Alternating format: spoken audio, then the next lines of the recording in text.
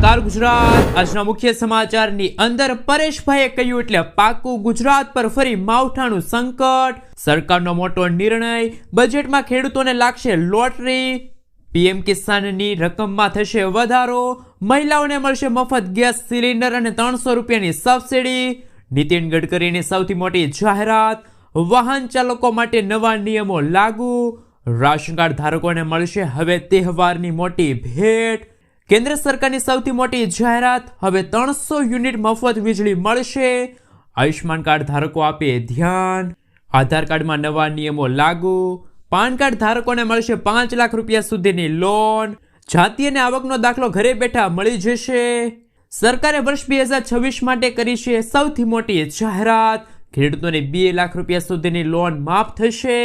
તો બીજી તરફ કિસાન ક્રેડિટ કાર્ડ દ્વારા ખેડૂતોને મળશે 0% વ્યાજ દરે 5 લાખ રૂપિયા સુધીની લોન। ખેડૂતોને મોબાઈલ ખરીદવા માટે મળશે 6000 રૂપિયાની સહાય।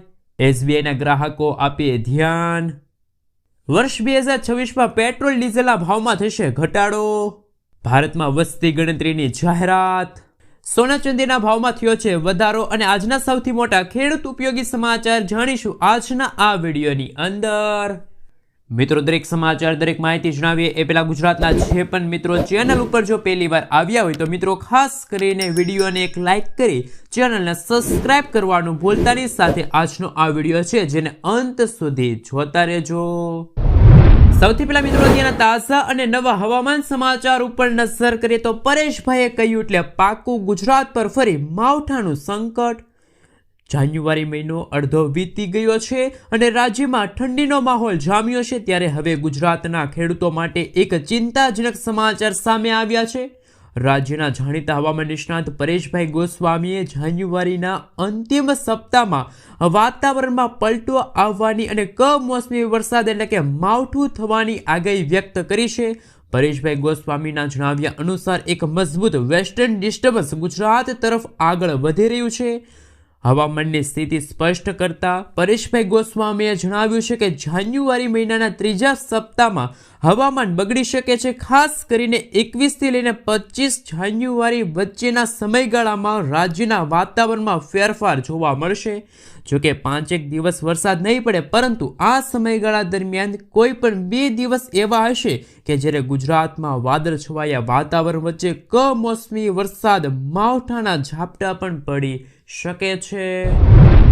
મિત્રો, ત્યાં પછીના સમાચાર ઉપર નજર કરીએ તો ખેડૂતોના ખાતામાં જમા થશે 3000 રૂપિયાનો હપ્તો।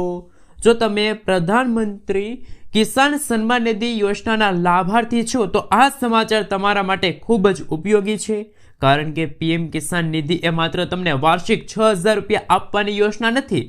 તેના બદલે યોજના સાથે જોડાયેલા ખેડૂતોને દર મહિને 3000 રૂપિયા આપવાની જોગવાઈ છે, પરંતુ તેનો લાભ મેળવવા માટે પાત્રતા ધરાવતા ખેડૂતોએ માનધન યોજના હેઠળ પણ અરજી કરવાની રહેશે। જીવનના મહત્વના તબક્કામાં ખેડૂતોને દર મહિને 3000 રૂપિયા મળવાનું શરૂ થાય છે। આ માટે સૌથી મોટી યોગ્યતા એ છે કે સંબંધિત ખેડૂતે પીએમ કિસાન નિધિ હેઠળ નોંધણી કરાવવી આવશ્યક છે, અન્યથા તેમને માનધન યોજના અંતર્ગત લાભ નહીં મળે। તો ચાલો મિત્રો જાણીએ કે શું છે માનધન યોજના।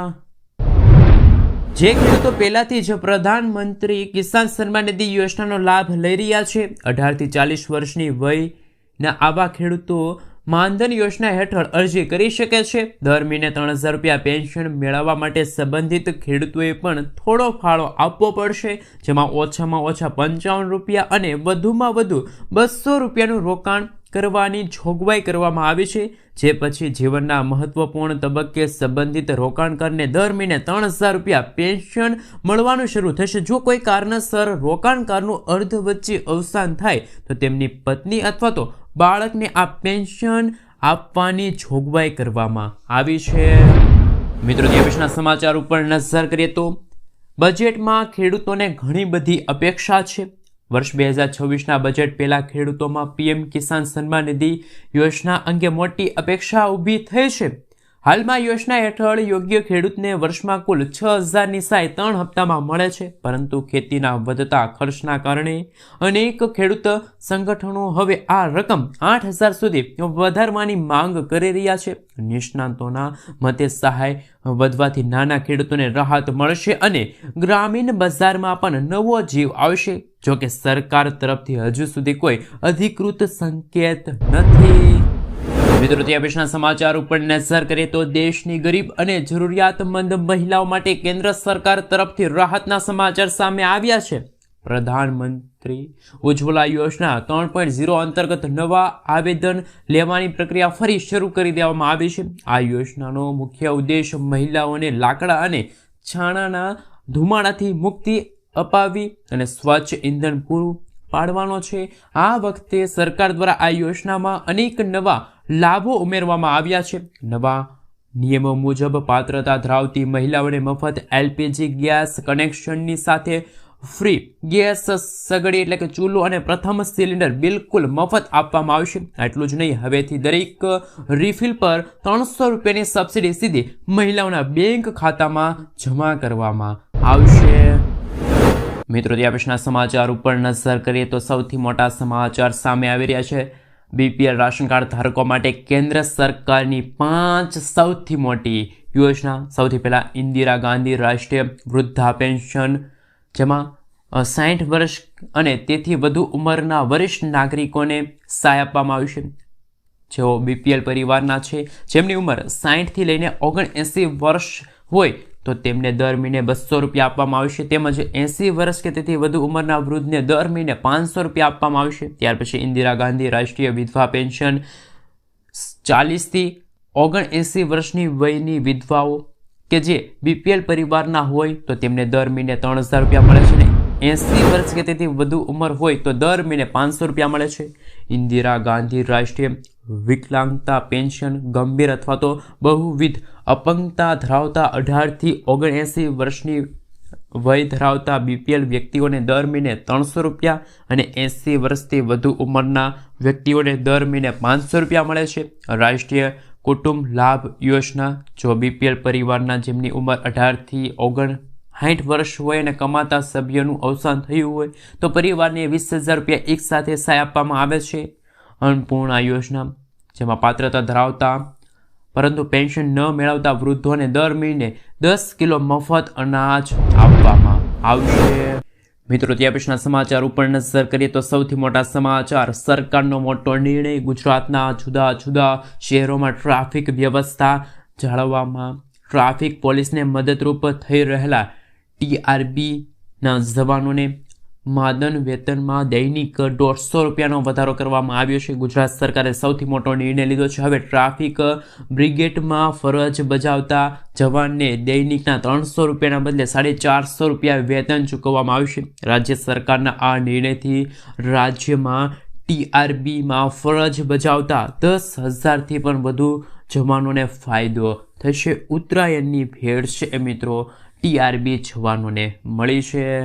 મિત્રો, ત્યાં પછીના સમાચાર ઉપર નજર કરીએ તો આયુષ્માન કાર્ડમાં મફત સારવાર બંધ થઈ રહી છે. સૌથી મોટા સમાચાર સામે આવી રહ્યા છે.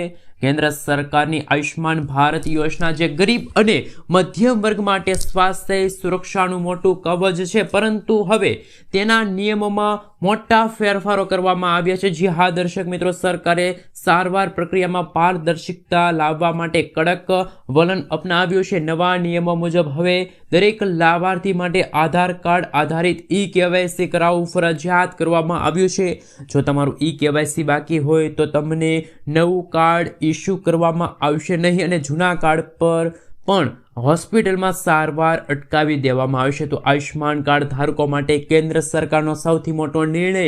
હવે તમારે તમારા આયુષ્માન કાર્ડને આધાર કાર્ડ સાથે લિંક કરવું આવશ્યક બન્યું છે. જો તમે આધાર કાર્ડ સાથે આયુષ્માન કાર્ડ લિંક નથી કરતા તો તમને આયુષ્માન કાર્ડ દ્વારા મફત સારવાર હોસ્પિટલમાં નહીં મળે. મિત્રો, આગળના સમાચાર ઉપર નજર કરીએ તો સૌથી મોટા સમાચાર સામે આવી રહ્યા છે.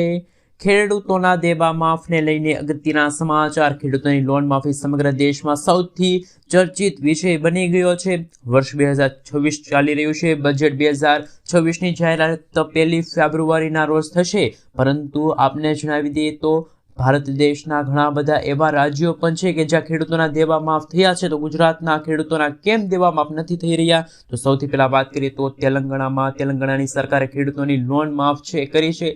તેલંગાણાના સીએમ રેવંત રેડ્ડીએ લોન માફીની યોજનાની જાહેરાત કરી હતી અને તેમણે જણાવ્યું હતું કે જ્યારે વર્ષ 2018માં અને વર્ષ 2023ના સમયગાળા દરમિયાન જે ખેડૂતોએ લોન લીધી હતી એવા ખેડૂતોના 2 લાખ રૂપિયા સુધીના દેવા છે, લોન છે, એ સંપૂર્ણપણે માફ કરવામાં આવી છે. આ પહેલા ઝારખંડ સરકારે પણ ખેડૂતોને 2 લાખ રૂપિયા સુધીની લોન છે માફ કરી હતી. તો ગુજરાતના ખેડૂતોની પણ મિત્રો શું લોન માફ થવી જોઈએ? આ વર્ષ 2026ના બજેટમાં શું ગુજરાતના ખેડૂતોને પણ મોટી રાહત મળશે? શું મિત્રો ગુજરાતના ખેડૂતોની લોન માફ થવી જોઈએ કે ના થવી જોઈએ? ખાસ નીચે કોમેન્ટ બોક્સમાં જરૂરથી જણાવી આપજો. મિત્રો આગળના સમાચાર ઉપર નજર કરી લે તો હાલ અગત્યના સમાચાર સામે આવી રહ્યા છે. ફાસ્ટેગ એલર્ટ, ચેતજો એક ભૂલ કરી તો તમારા 3000 રૂપિયા છે એ ઓછા થશે. નેશનલ હાઈવે ઓથોરિટી ઓફ ઇન્ડિયાએ વાહન ચાલકોને આપી દીધી છે ચેતવણી.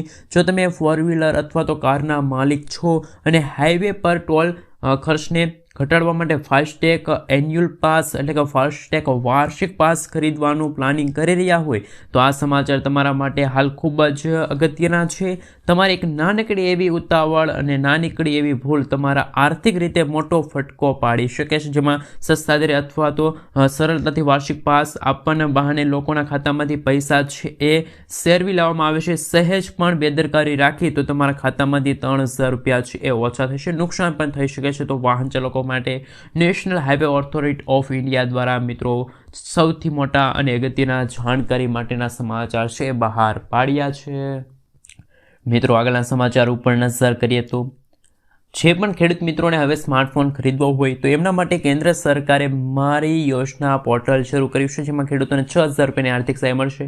સૌથી પહેલાં મિત્રો જો વાત કરવામાં આવે તો મારી યોજના પોર્ટલ પર સ્માર્ટફોન ખરીદી માટે સહાય યોજનાની માહિતી આપવામાં આવી છે. કૃષિ ક્ષેત્રે પ્રતિદિન ડિજિટલ સેવાનો વ્યાપ વધી રહ્યો છે. કૃષિ ક્ષેત્રે ડગલે ને પગલે ખેડૂતો આઈટી ટેકનોલોજીનો ઉપયોગ કરી રહ્યા છે. અદ્યતન તકનીકો અપનાવીને પોતાના આવકમાં વધારો મેળવતા થઈ ગયા છે ગુજરાતના ખેડૂતો. અને ગુજરાત સરકાર દ્વારા કૃષિ અને ખેડૂત કલ્યાણ અને સહકાર વિભાગ હેઠળ સ્માર્ટફોન સહાય યોજનાની જાહેરાત કરવામાં આવી છે, જેમાં રાજ્ય સરકાર દ્વારા નાગરિકોને સરકારની તમામ યોજનાઓની માહિતી આંગળીના ટેરવે ઉપલબ્ધ થઈ શકે એ માટે મારી યોજના પોર્ટલ શરૂ કર્યું છે.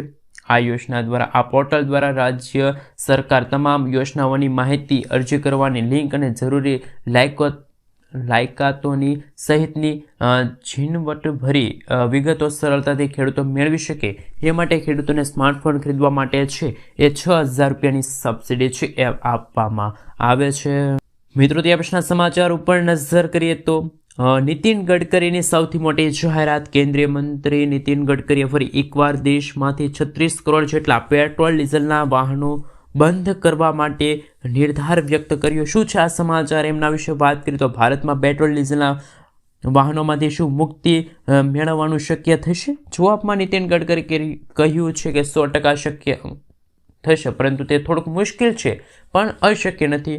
અને સરકારનું વિઝન એ પણ છે, તેમણે જણાવ્યું કે આ ભારતમાં ઇંધણની આયાત પર રૂપિયા 16 કરોડના ખર્ચ થાય છે, 16 લાખ કરોડના ખર્ચ થાય છે. નાણાંના ઉપયોગ ખેડૂતોનું જીવન સુધારવા અને ગામડાઓને સમૃદ્ધ બનાવવામાં પણ થઈ શકે છે. તો મિત્રો આવનારા દિવસોમાં એવું પણ બની શકે કે પેટ્રોલ ડીઝલથી નહીં પરંતુ વાહનો છે એ મિત્રો ઇલેક્ટ્રિક વાહનો હવે જોવા મળશે. પાણીથી ચાલતા પણ વાહનો છે કે આવનારા ભવિષ્યમાં વર્ષ 2050 સુધીમાં છે એવા વાહનો પણ જોવા મળી શકે છે. મિત્રો ત્યાર પછીના સમાચાર ઉપર નજર કરીએ તો પાન કાર્ડ તમારી પાસે હોય તો તમને મળવાપાત્ર રહેશે 5 લાખ રૂપિયાની સહાય.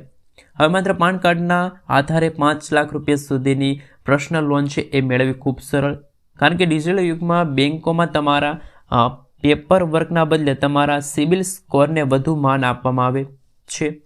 અને જો તમારી ઉંમર પણ 21 વર્ષથી વધુ છે તો તમારો ક્રેડિટ 700 થી 750 ઉપર હોય તો તમે ઓનલાઈન પ્રોસેસ દ્વારા લોન મેળવી શકો છો. આ પ્રક્રિયા સંપૂર્ણ પેપરલેસ છે, જેમાં ઈ-કેવાયસી અને આધાર કાર્ડ અને બેંક એકાઉન્ટ લિંક હોવું અનિવાર્ય રહેશે. મિત્રો, ત્યાં પછીના સમાચાર ઉપર નજર કરીએ તો અગત્યના સમાચાર સામે આવી રહ્યા છે. વર્ષ 2026માં તમારું વીજળી બિલ કદાચ 0 થઈ શકે છે. શું મિત્રો તમે આ યોજના પહેલેથી જ જાણતા છો? આ યોજના નામ છે પીએમ સૂર્યઘર મફત વીજળી યોજના, જે વડાપ્રધાન નરેન્દ્ર મોદીએ સમગ્ર ભારત દેશમાં વર્ષ 2024માં શરૂ કરી હતી અને હાલ વર્ષ 2026 ચાલી રહ્યું છે. અને કેન્દ્ર સરકારનો એવો ટાર્ગેટ છે કે મફત વીજળી યોજના જે આવનારા દિવસોમાં 1 કરોડ ઘરોને સોલાર પેનલથી સજ્જ કરવાનું લક્ષ્ય કેન્દ્ર સરકારનું છે. આ યોજના દ્વારા દર મહિને 300 યુનિટ મફત વીજળી તો આપવામાં આવે છે, જેનાથી લાખો પરિવારનું વીજળીનું બિલ છે એ 0 થઈ ગયું છે. સરકારે આ માટે મહત્તમ 78,000 રૂપિયા સુધીની સબસિડી આપવાની જાહેરાત કરી છે. અત્યાર સુધીમાં દેશભરમાં 7.7 લાખથી પણ વધુ ઘરોમાં 0% વીજળી બિલ આવી રહ્યું છે, જેમાં ગુજરાત છે એ અગ્રેસર છે. એટલે કે ગુજરાતના ઘણા બધા લોકો છે એ પોતાના ઘર ઉપર પીએમ સૂર્યઘર મફત વીજળી યોજના અંતર્ગત સોલાર પેનલ્સ છે એ સ્થાપિત કરી રહ્યા છે અને સબસિડી યોજનાનો લાભ પણ મેળવી રહ્યા છે.